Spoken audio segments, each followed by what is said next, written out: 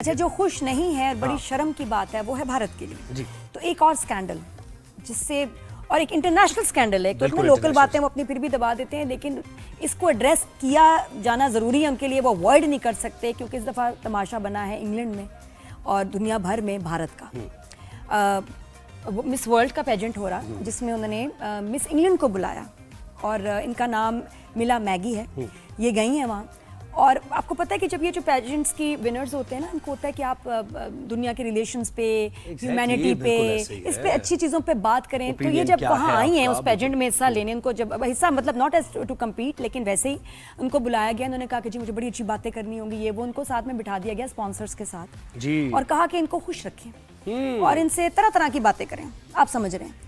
और वो बड़ी सरप्राइज्ड हुई कि कहती है मैं किसी टॉपिक पे, इशू पे बात करूं तो वो कहते हैं वी आर नॉट इंटरेस्टेड। नहीं, बस फ्लैटर करें इनको, उनको खुश रखें, मुतमईन करें इनको। और आप सोच सकते हैं कि उन स्पॉन्सर्स ने उनको बताया ही होगा कि जी किस तरह की आप बातें कर सकते हैं, ये क्यों आई हैं।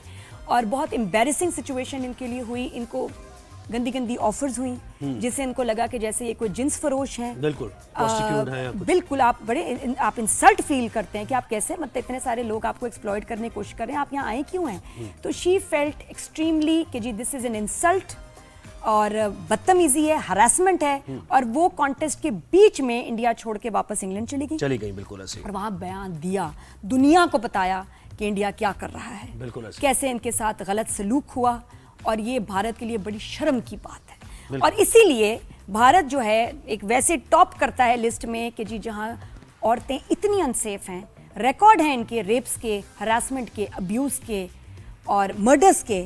और अब ये भी कि बाहर से भी जो आते हैं इनके गेस्ट, जो उनको भी नहीं छोड़ते। बिल्कुल। Shame on you। गेस्ट की ज़ाहिर इज्जत करना। और फिर देखें वो जो आएंगे, ये जो इस तरह के टाइटल्स होते हैं, इसमें बिल्कुल आपने सही कहा कि उनके बारे में पूछा जाता है इंटेलेक्ट क्या है उनकी, या फिर दुनिया में जो इश्यूज चल रहे हैं उनके बारे में ओपिनियन क्या है, ये अपना रेज करें। आप औरत को एक ऑब्जेक्ट के तौर पे ट्रीट कर रहे हैं। अच्छा, उसके बाद क्या हुआ, ऑर्गेनाइजर ने कुछ ना कुछ तो फेस सेविंग करनी है, जवाब देना, तो उन्होंने उल्टा इसके ऊपर डाल दिया कि ये बीच में चाह रही थी कि इनकी मदर की तबीयत ठीक नहीं है, तो ये छुट्टी चाह रही थी कि मैं चली जाऊं, चूंकि इनको हम नहीं जाने दे रहे थे कि जी ये आप बीच में नहीं जा सकती, तो उन्होंने ये बहाना बनाया।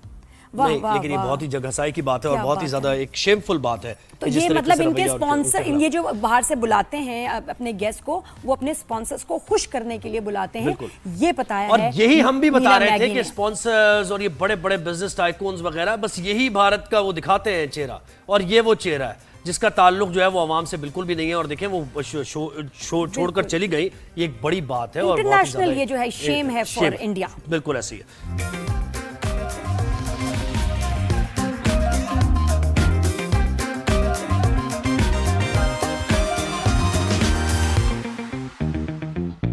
अब कुछ हम बात करते हैं, ईद उल अज़हा करीब है, और जब आएगा कुर्बानी का दिन और उसके बाद जो खाबे शाबे चलेंगे, तो डाइटिंग वाइटिंग ये वो अपनी फिजिक हेल्थ का ख्याल सब छोड़ देते हैं, और गोश्त कलेजी ये वो खाना, दावतें, और फिर जाना पड़ता है डॉक्टर के पास कि जी हमें तो ये स्टमक प्रॉब्लम हो रहा है और ये हो रहा है वो रहा है। तो इस सिलसिले में हमें क्या बैलेंस डाइट रखने की जरूरत है, और खास तौर पर और बच्चों से ज्यादा बड़े ऐसे ओवर ईटिंग करते हैं और सेंसिबल बिल्कुल नहीं देखते कि क्या उनको खाना है, इनकी प्लेट में कितना हो, पेट में कितना गुंजाइश है। नहीं, कि बड़े करते हैं ऐसे, और बच्चों को भी फोर्स किया जाता है, बेटा खाओ मम्मा, मैं फुल हूं, नहीं और खाओ। तो हमें ज्वाइन किया है जवेरिया साहिबा ने, न्यूट्रिशनिस्ट है। अस्सलाम वालेकुम। जवेरिया महमूद।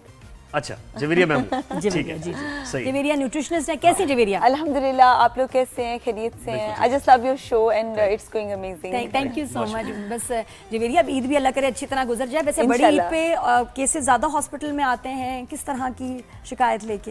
एक्चुअली देखिए कि पूरे साल में एक मौका आता है ईद उल अज़हा का, जब ख़वातीन जो हैं वो किचन में मसरूफ़ होती हैं, और साथ ही साथ कहते हैं कि जिसकी किचन हाइजीन, किचन हेल्थ अच्छी है, वही आपकी प्लेट हेल्थ है, और वही आपकी गट हेल्थ है, वही आपकी मैदे की हालत है। तो आपकी सबसे पहले हाइजीन मैटर करती है कि जो आप खाना जिस तरह बना रहे हैं, मतलब हेयर शुड बी कवर्ड, मतलब meat should be properly cooked.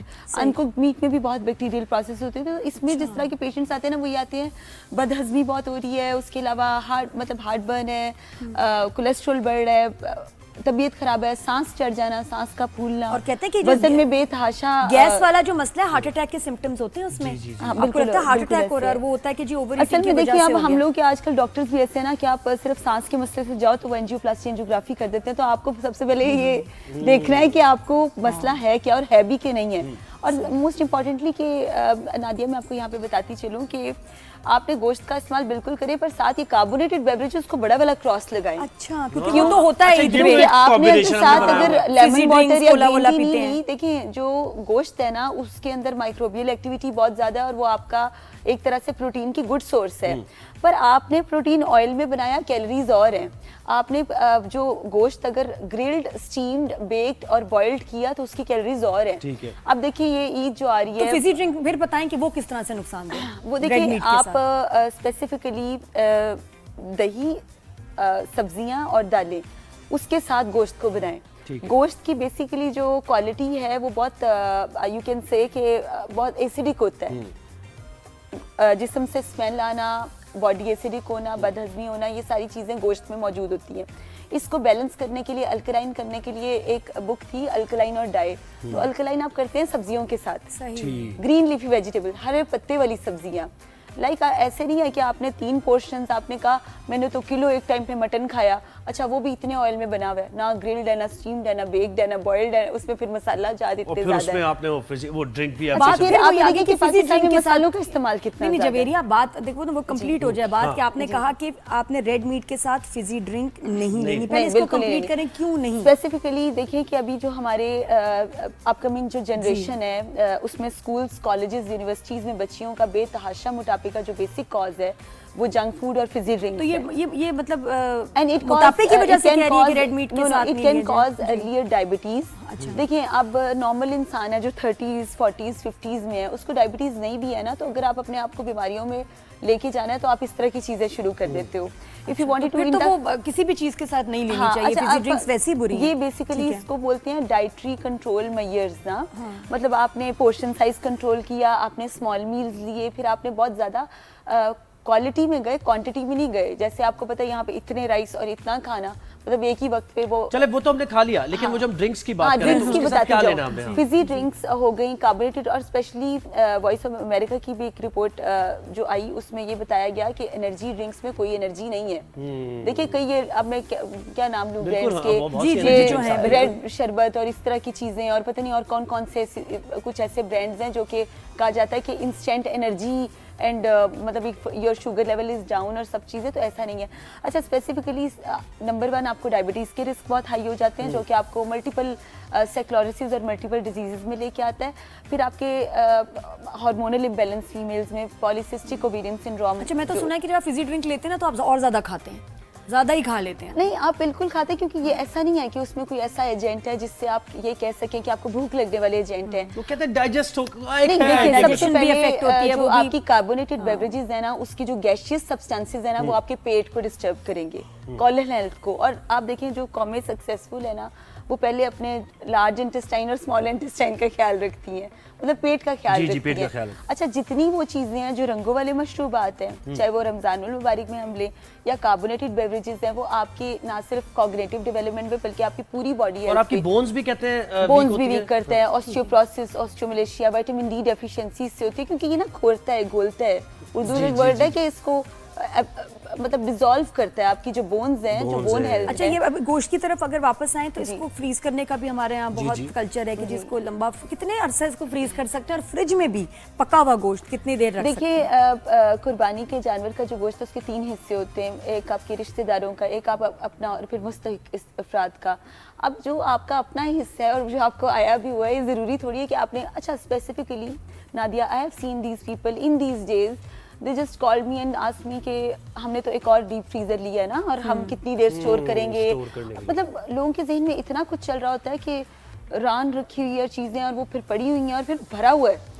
6 to 8 week से आप ऊपर गोश्त अगर स्टोरेज कंडीशन में माइनस पे भी रखते हैं उसमें भी माइक्रोबियल एक्टिविटी शुरू हो जाती है।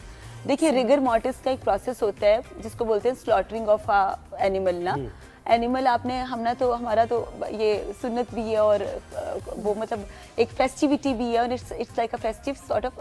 आप इसको फेस्टिविटी में लेके एक जो हमारी रवायत चली आ रही सुन्नत इब्राहिमी उसको पूरा करते पूरा हुए करें। लेकिन मुझे बताएं कि कितना स्टोर कर सकते हैं, कितनी देर तक गोश्त को किया जा सकता सिर्फ 6 to 8 वीक्स तक कर और सकते हैं। फ्रिज में पका हुआ गोश्त कितने दिन रख सकते हैं आप? वो कि आप जी, ज़्यादा देर नहीं रख सकते। देखिए पाकिस्तान में इस टाइम मौसम गर्मा चल रहा है और मौसम गर्मा में जो फ्रिज की स्टोरिंग कंडीशन है उसमें ज़्यादा तेज़ी से उसमें ख़राबी पैदा होती है। इवन आप अगर टोटल फ्रीज भी करते हैं तो भी वो हेल्दी नहीं है। और फिर उसको थॉइंग प्रोसेस यानी अगेन रीहीट ना करें।